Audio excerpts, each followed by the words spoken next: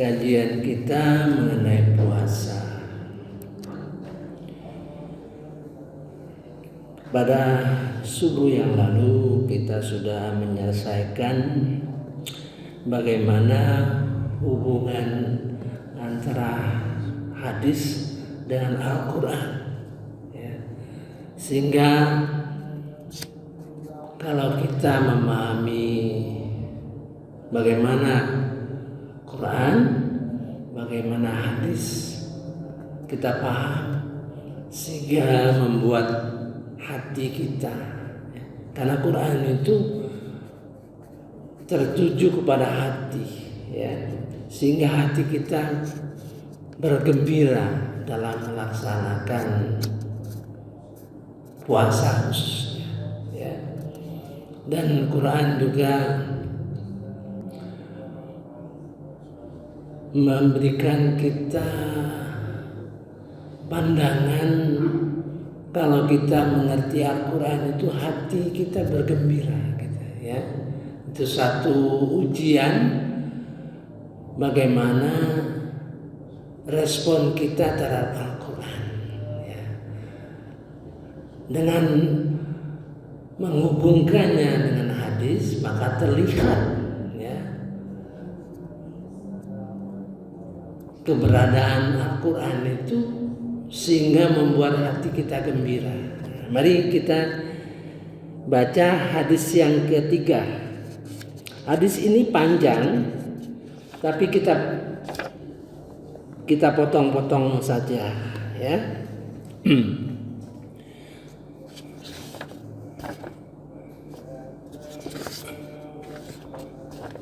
Bismillahirrahmanirrahim. Rasulullah Shallallahu Alaihi Wasallam, sesungguhnya Ramadan adalah bulan di mana Allah Azza wa Jalla mewajibkan puasa padanya, dan aku mensunahkan salat malam untuk kaum muslimin.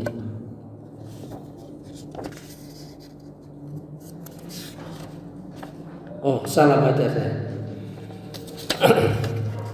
Salah baca.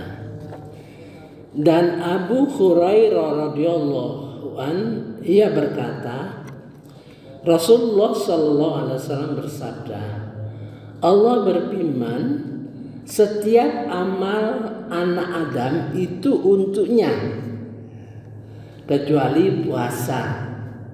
Sesungguhnya puasa itu untukku dan aku akan membalasnya. Nah, ini potongannya, ya.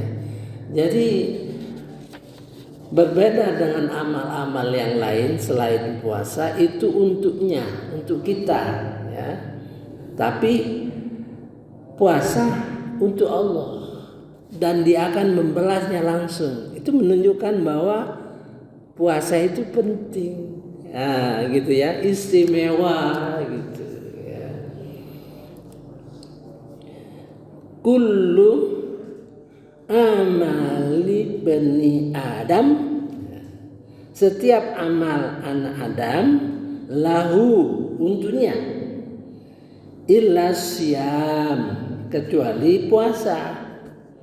Fa innahu li, maka itu untukku, ya. Wa ana ajzibih, wa ana ajzibi, maka aku akan memberinya pahala, membalasnya, ya. Nah, potongan inilah yang penting bagi kita, bagaimana dia terhubung dengan Al-Quran, ya. Dalam hadis ini puasa itu penting, ya. Maka kita baca bagaimana Al-Qurannya.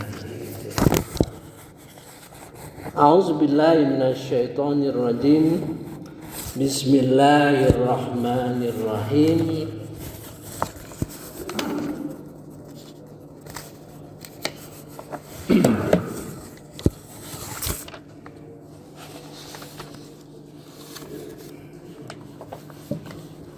Ya ayyuhalladzina amanu,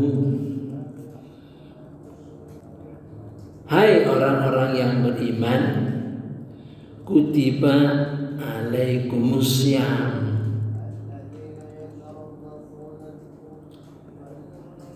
diwajibkan atas kamu berpuasa.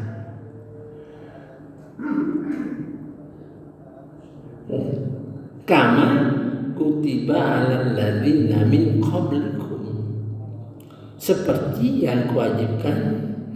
diwajibkan kepada orang-orang umat-umat sebelum kamu.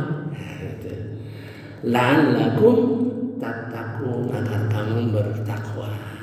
Nah, bagaimana kita melihat ini hubungannya penting?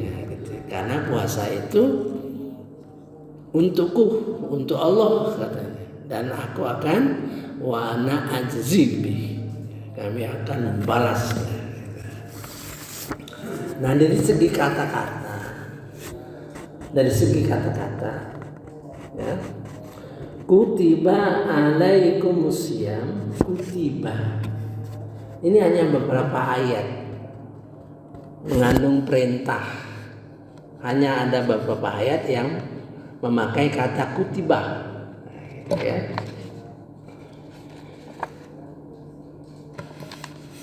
Hanya beberapa ayat, antara lain di dalam surah Al-An'am, katama rabbukum ala nafsihi rahmah, katama rabbukum ala nafsihi rahmah. Allah telah menetapkan, Allah Tuhan kamu, ya, telah menetapkan atas dirinya yang memberi rahmat. Nah, jadi Allah itu menetapkan dirinya itu sebagai pemberi rahmat. Kalau ini dipadankan, ya, kutiba alaikumussyam, jadi puasa itu kalau dipadankan dengan Allah yang memberi rahmat dengan menggunakan bahasa yang sama dan hanya beberapa ayat di dalam Al-Quran, itu menunjukkan bahwa puasa itu bukan beban, melainkan Allah akan memberi rahmat dalam puasa itu. Satu keuntungannya, ya. Kedua, kata kutiba itu ini dalam bentuk pasif, diwajibkan. Salah satu pengertian kalau dalam bahasa yang menggunakan bahasa pasif, bahwa itu dekat. Artinya perintah itu dekat, hamba-hamba yang diperintah itu dekat. Ya ayyuhalladzina amanu, orang-orang beriman saja, gitu kan? Kalau kita hubungkan lagi dengan pelajaran kita dulu, bahwa takwa itu adalah takwa puasa itu adalah takwa tingkat ketiga. Jadi diantar oleh takwa tingkat 1 dan tingkat 2, di mana tingkat 1, 2, 2 itu bergerak, kita bersemangat untuk belajar, bersemangat untuk jadi orang berilmu, ya. Karena puasa itu kan terus menerus, berpuluh tahun kalau umur kita panjang, ya. Jadi gerakan-gerakan puasa itu akan mendorong, akan meningkatkan tingkat kualitas ketakwaan kita, ya.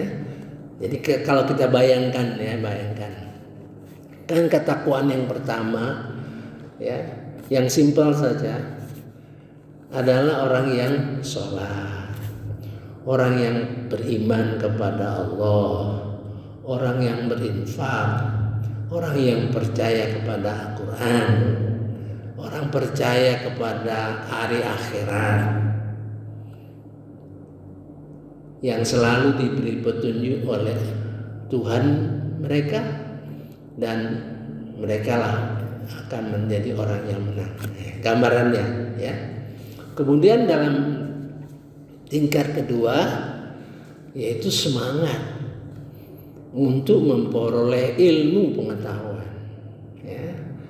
Dalam surah 177 Al-Baqarah. Nah, itu diawali oleh semangat jiwa kita. Wa qalu sami'na wa ata'na ghufranaka rabbana wa ilaikal masir. Kita semangat itu. Kami dengar ya Allah, kami pelajari, kami tekuni ya. Kami diskusikan kalau ada perselisihan ilmu itu ya. Kami taati, kami laksanakan. Waktu mungkin di dalam perjalanannya banyak kesalahan kami, ampunilah kami menurut standarmu.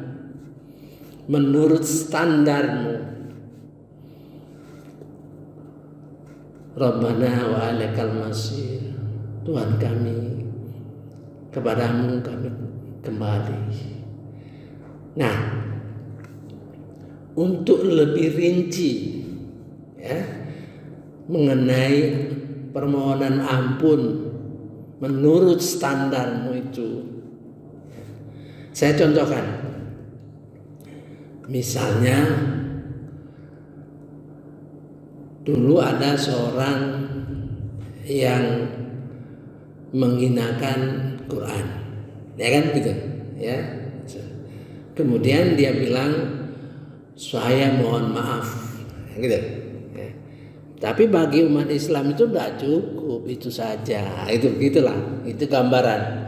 Jadi ghufranaka itu mohon ampun menurut Allah Subhanahu wa taala. Oleh sebab itu oleh Nabi Muhammad SAW diajar kita di dalam doa tahajud ya.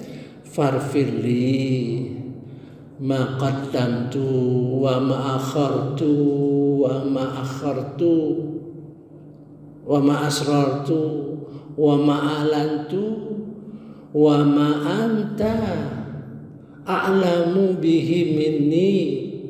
Ada 5. Farfili, ampuni aku, ma qaddamtu, apa yang aku lakukan, kesalahan apa yang sudah kulakukan, wa ma akhartu, kesalahan-kesalahan yang mungkin akan aku lakukan, ma asrartu, kesalahan-kesalahan rahasia yang aku tidak tahu, ma alantu, kesalahan-kesalahan yang aku tahu, wa ma, dan kesalahan-kesalahan di mana anta a'lamu bihi minni, kesalahan-kesalahan yang engkau lebih tahu dari aku ya Allah, ya gitu, sampai 5 ya. Nah, itu menunjukkan bahwa itu persoalan permohonan ampun dan penyerahan diri kepada Allah Subhanahu wa taala. Nah, oleh sebab itu mudah-mudahan kita bersemangat untuk berilmu. Berilmu menurut Al-Baqarah ayat 177. A'udzubillahi minasyaitonirrajim. Bismillahirrahmanirrahim. Laisal birra an tuwallu wujuhakum qibalal masyriqi wal maghrib. Bukanlah suatu kebaikan dengan menghadapkan wajahmu ke timur dan ke barat. Maksudnya sholat ya. Ada yang nafsirkan bahwa satu, sholat itu tidak cukup.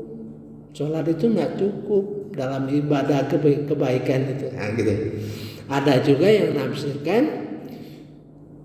terjadinya perubahan kiblat dari semula menghadap Masjidil Aqsa terus menghadap Masjidil Mekah, ya, Masjidil Haram.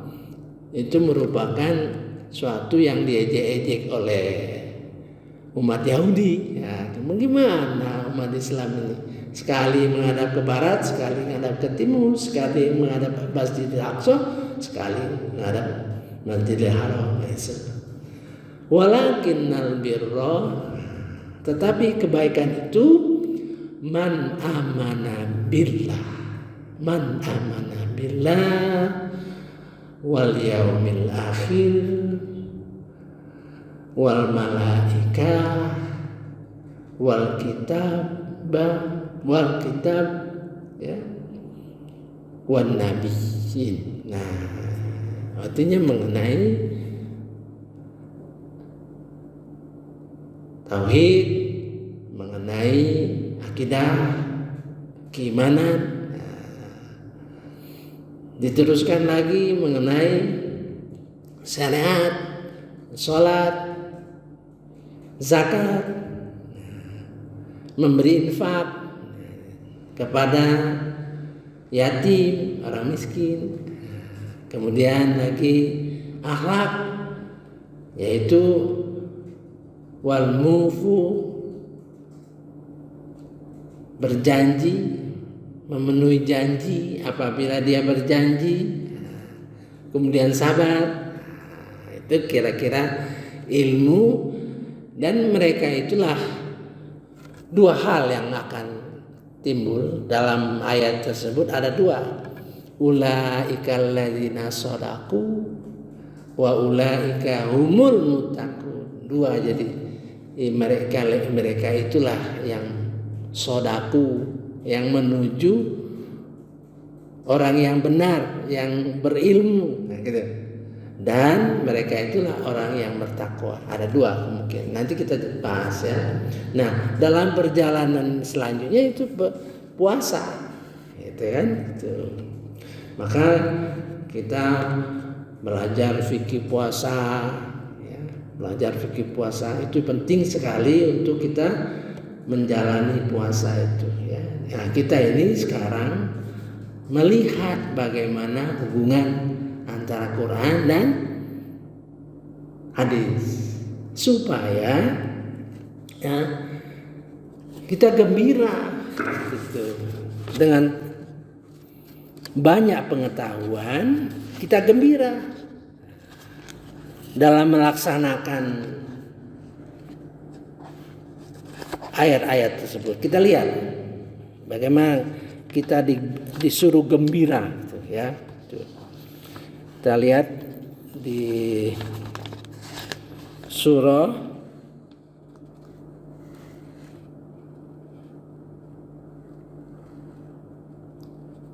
Yunus. Surah Yunus. Itu merupakan harapan, ya. Merupakan harapan. Jadi kalau kita belajar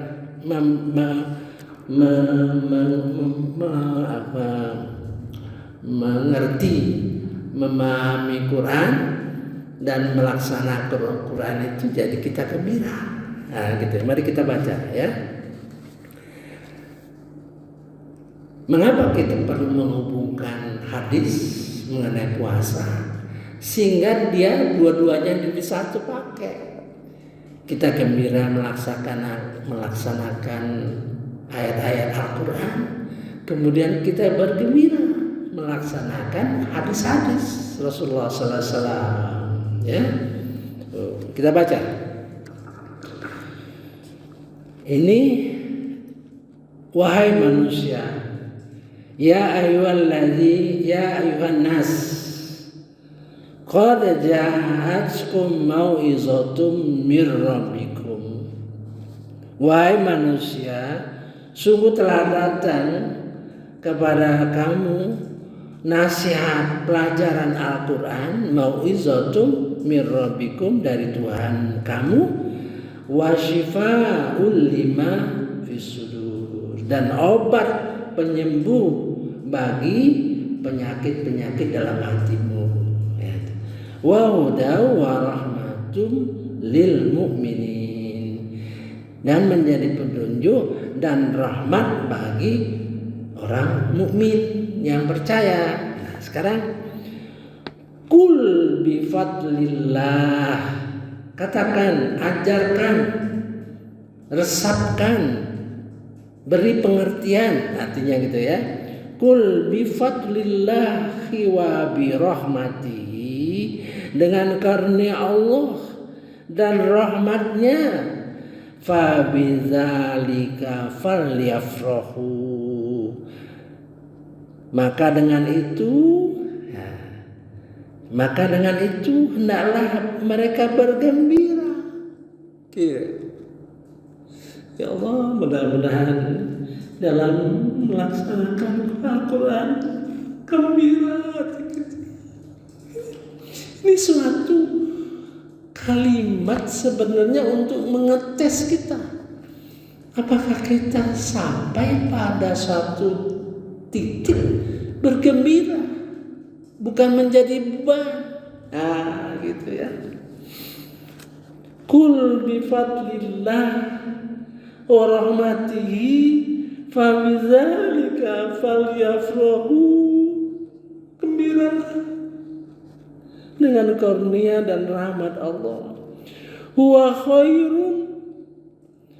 khairun mimma yajma'un, ia karunia itu lebih baik dari apa yang kamu kumpulkan. Segala yang kita kumpulkan, bisa saja mungkin harta, mungkin ilmu, mungkin ibadah-ibadah, apa yang kita kerjakan ini lebih, kalau kita mencapai kegembiraan dalam melaksanakan, dalam memahami Al-Quran, membuat hati kita gembira, itu lebih besar, lebih baik dari segala yang kita kumpulkan.